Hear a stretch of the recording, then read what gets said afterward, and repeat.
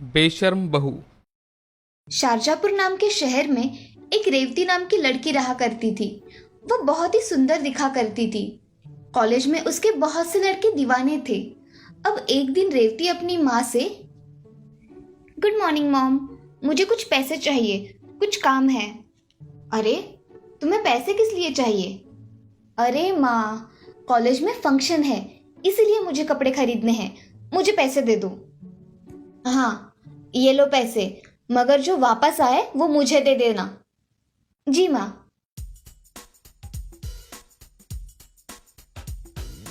रेवती ऐसा कहकर वहां से पैसे लेकर चली जाती है और दुकान से ड्रेस लेकर बाकी के पैसों से अपना मेकअप का सामान खरीद लेती है। ये सब बातें वो घर आकर अपनी माँ को बताती है। माँ, मैं तुम्हारे दिए हुए पैसों से ये ड्रेस और मेकअप का सामान लेकर आई हूँ। अरे, अभी तो तुम महीने पहले सामान लेकर आई थी और अभी और लेकर आई हो। ऐसा करोगी तो हमें चंदन लग जाएगा। अरे माँ, कुछ चंदन नहीं लगता।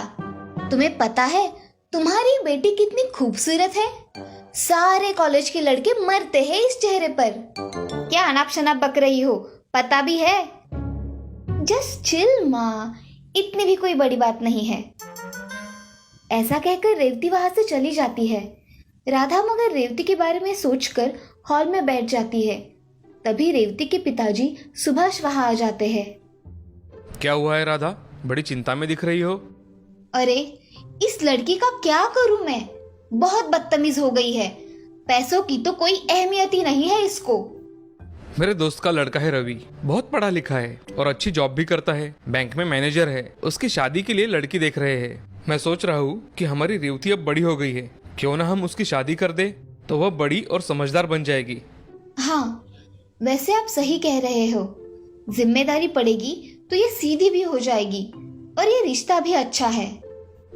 तो मैं कल ही बात कर लेता हूँ। शुभ काम में देरी नहीं करनी चाहिए। जी, जैसा आप ठीक समझे। मैं रेवती को कल सुबह इसके बारे में बता दूंगी। चलो अब सो जाते हैं, सुबह जल्दी उठना है। जी चलिए।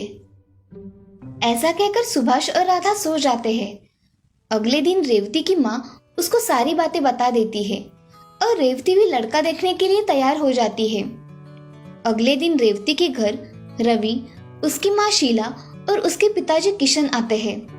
थोड़ी बातें हो जाने के बाद राधा रेवती को लेकर वहां आती है। रेवती दिखने में सुंदर होने के कारण रवि को वो देखते ही पसंद आ जाती है और तभी रवि के घर वाले इस रिश्ते के लिए हाँ कह देते हैं। कुछ ही दिनों बाद उनकी शादी हो जाती है। रेवती नई होने के कारण उसकी सास को कोई मदद नहीं किया करती थी। उसकी सास एक दिन, अरे ओ बहू, जरा चाय बनाओ हम सबके लिए। आज तुम्हारे हाथ की चाय पियेंगे। माँ जी, मुझे चाय नहीं बनानी आती।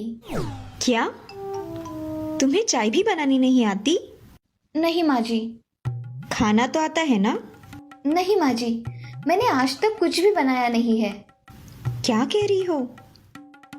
अब थोड़ा थोड़ा सीख लो। अब के बाद तुम्हें ही यह गृहस्थी संभालनी है। नहीं माँ जी, मैं तो अभी शादी होकर आई हूँ, मुझे ये सब काम नहीं आते और मुझे अभी के लिए मेरी सहेलियों के साथ जाना है। अरे बहू, आज घर में कुछ मेहमान आने वाले हैं तुम्हें देखने के लिए। तुम रुक जाओ। माँ जी, मैंने अपनी सहेलियों को प्रॉमिस किया है, मैं अपना प्रॉमिस नहीं तोड़ सकती। ऐसा कहकर रेवती वहां से अपने कमरे में चली जाती है और तैयार होकर छोटे छोटे नए फैशन के कपड़े पहनकर आती है। तभी उसकी सास और ससुर हॉल में ही बैठे होते हैं। अरे बहू, ऐसे कपड़े पहनकर कहाँ जा रही हो? कुछ शर्म है या नहीं? मैं अपने सहेलियों से मिलने जा रही हूँ, तो ऐसे ही कपड़े पहनकर जाती हूँ, आपको पता नहीं है क्या? अरे बहू, साड़ी में ना सही, पर तुम पंजाबी ड्रेस पहनकर जा सकती हो ना? मैं पहले से ही ऐसे कपड़े पहनती हूँ सासू माँ। अरे शीला, मेरी चाय लेकर आओ। वही बातें करोगी क्या? हाँ, अभी लेकर आती हूँ। और बहू, तुम घर जल्दी आना, ठीक है? ये सास भी ना बहुत रोक टोक लगाती रहती है। जाने दो, मैं तो मेरे फ्रेंड से मिलने जा रही हूँ। ये लीजिए आपकी चाय। और आपने तो बहू को कुछ भी नहीं कहा ऐसे कपड़े पहनने पर। बेशर्मी की भी कोई हद होती है। जाने दो भाग्यवान, धीरे धीरे इस घर के सारे तौर तरीके सीख जाएगी हमारी बहू। मुझे तो नहीं लगता। यहाँ तो चाय बनानी भी नहीं आती, तौर तरीके तो दूर की बात है। ऐसा कहकर शीला अपना काम करने किचन में चली जाती है। ऐसे ही कुछ दिन बीत जाते हैं। तभी घर पर रेवती की कुछ सहेलियां आ जाती है। हाय रेऊ, कैसी हो? और ये काम वाली रखी है क्या तुमने? हाय सोना शिवानी, कैसी हो तुम? ये मेरी सास है। आओ बैठकर बातें करते हैं। ऐसा कहकर सोना, शिवानी और रेवती बैठकर बातें करने लगते हैं। उसी समय रवि ऑफिस के लिए निकलता है और उन सहेलियों की बातचीत उसके कानों पर पड़ती है। तभी रवि, अरे रेवती, ये कौन है हमारे घर पर? रवि ये मेरी दोस्त है, मुझसे मिलने यहाँ आई है। अच्छा, मगर तुमने इन्हें बताया नहीं कि माँ के बारे में कुछ कहा तो मुझे पसंद नहीं है, और ये माँ को काम वाली कह रही है और तुम चुप हो। जाने दो ना रवि, क्यों बात का बतंगड़ बना रहे हो? तुम्हें समझ में आना चाहिए रेवती, किसकी हैसियत क्या है, समझी? ऐसा कहकर रवि वहाँ से चला जाता है। रेवती की सहेलियाँ भी खुद का इंसल्ट होने की वजह से जाने के लिए निकलती है। अरे रेवती, हम निकलते हैं, बहुत देर हो गई है। हाँ चलो, बाय रेऊ। अरे यार रुको तो सही, इनकी बातों को दिल पर मत लो, रुको। हमारी ऐसी इंसल्ट किसी ने नहीं की, बाय। ऐसा कहकर सोना और शिवानी वहाँ से चली गई। ये सब देख रेवती को बहुत गुस्सा आया और उसने पुलिस स्टेशन फोन लगाया और पुलिस से, नमस्ते इंस्पेक्टर साहब। नमस्ते जी, कहिए। मुझे एक कंप्लेंट दर्ज करनी है। मेरी सास और पति मुझे कुछ भी भला बुरा कहते हैं। आप यहाँ आकर उनको समझाइए ना। हम अभी आते हैं। जी इंस्पेक्टर साहब। ऐसा कहकर रेवती अपना फोन रख देती है। तभी उसके पीछे सास खड़ी दिखाई देती है। तभी, माँ जी आप कब आई? तुम जब पुलिस स्टेशन में फोन कर रही थी तभी आई। और क्यों खुद की इज्जत खुद ही चौराहे पर निकालने पर तुली हो? मेरे और मेरे बेटे के बारे में तुमने बहुत कुछ कहा है। अब वो तुम्हें माफ करेगा या नहीं मुझे पता नहीं। आप लोगों को ऐसा ही चाहिए, समझी?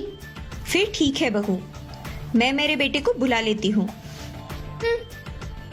ऐसा कहकर रेवती की सास वहां से चली जाती है और अपने बेटे को फोन करके घर पर बुला लेती है।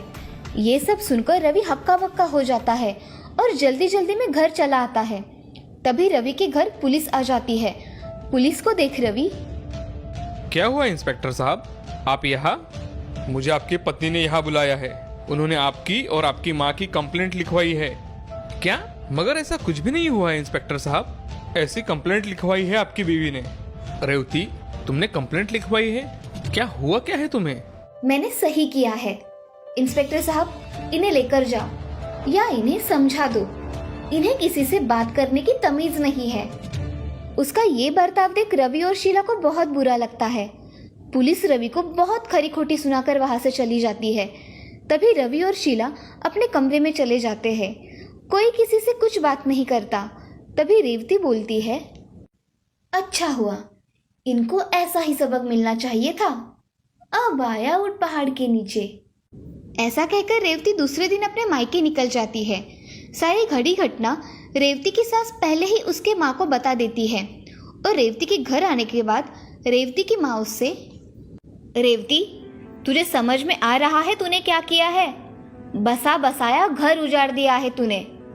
वो मुझसे बातें ही ऐसे करते थे, इसीलिए मैंने ऐसा किया और मैं वहां नहीं जाने वाली। मेरे घर में तुम्हारे लिए कोई जगह नहीं है। कल को अगर हम तुझे कुछ कह दे तो तू हमें जेल भेज देगी। इसीलिए तुम मेरे घर में नहीं रह सकती। मैं कहाँ जाऊंगी माँ? कहीं भी जाओ। तुमने जो किया है वो बहुत बुरा किया है। अब तुम उनकी माफी मांगो और तुम्हारे अपने घर जाओ, समझी? ऐसा कहकर राधा घर में चली जाती है और रेवती को अपनी गलती का एहसास होता है। वो मन ही मन, मैंने अपने घर वालों के साथ बहुत बुरा बर्ताव किया है, मुझे उनसे माफी मांगनी पड़ेगी। क्या पता मुझे माफ कर दे तो। ऐसा मन में सोचकर रेवती उसके घर चली जाती है। तभी उसकी सास, अब क्या रह गया है बहू? माँ जी मुझे माफ कर दीजिए, मुझसे गलती हो गई। अरे तुम किस मुंह से माफी मांग रही हो रेवती? अगर मेरे बेटे ने तुम्हें माफ कर दिया है तो ही मैं तुम्हें माफ कर दूंगी। हाँ माँ जी, मैं उनसे भी माफी मांगती हूँ। और अब क्या रह गया है रेवती? मुझे माफ कर दीजिए, मैंने बहुत बड़ी गलती कर दी है। मैं आइंदा से ऐसा नहीं करूंगी। रेवती फूट फूट कर रोने लगती है। तभी रवि उसकी गलतियों को माफ कर उसे गले लगा लेता है और तभी से रेवती अपना स्वभाव बदल देती है।